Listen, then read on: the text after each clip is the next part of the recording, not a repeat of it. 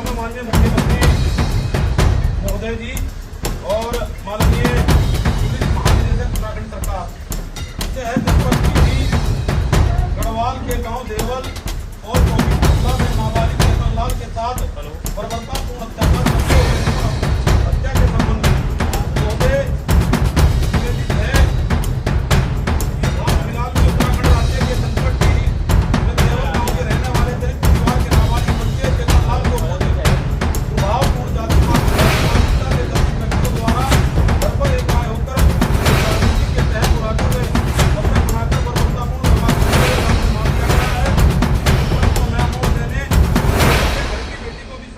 शामिल कर संपूर्ण अपराध की दिशा बदलने का प्रयास किया गया और केतन लाल के साथ हुआ अपराध एक दुर्गंध अपराध की श्रेणी में आता है।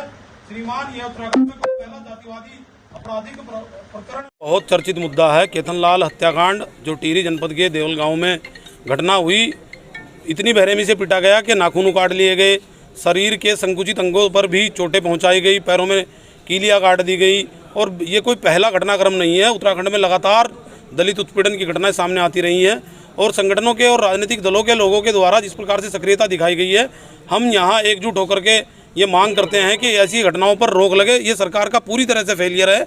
उत्तराखंड की जो सरकार है वो पूरी तरह से भेदभाव करती है। अभी हाल ही में एक घटना देहरादून में हुई, जो उस घटना में भी जो घटनाक्रम घटित हुआ वो भी बेहद दुर्दांत अपराध की श्रेणी में आता है।